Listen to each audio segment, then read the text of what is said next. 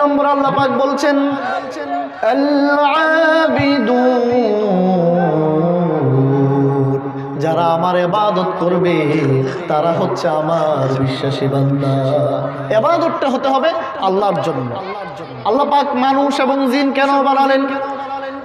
কোরআন সাক্ষী, সূরাতুজ যারিয়াত 27 নম্বর পারা 2 নম্বর পৃষ্ঠা আল্লাহ পাক বললেন ওয়ামা খালাকুতুল জিন্না ওয়াল ইনসা ইল্লা লিয়াবুদুন।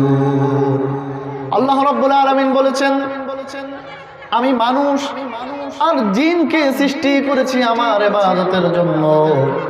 অনেক মানুষ আমরা আছি নাফরমান, আল্লাহর ইবাদত করি না।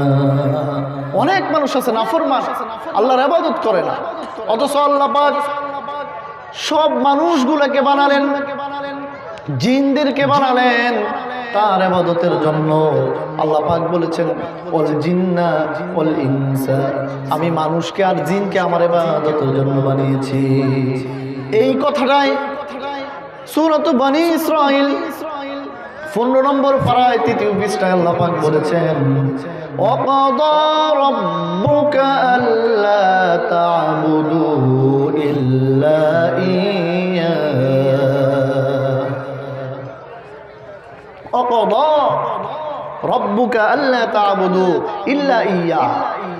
আল্লাহ পাক বলেছেন আমি আদেশ দিচ্ছি, অর্ডার দিচ্ছি, হে মানুষ তোমরা আমি আল্লাহর ইবাদত করো। বলেন ইবাদত করতে হবে কার?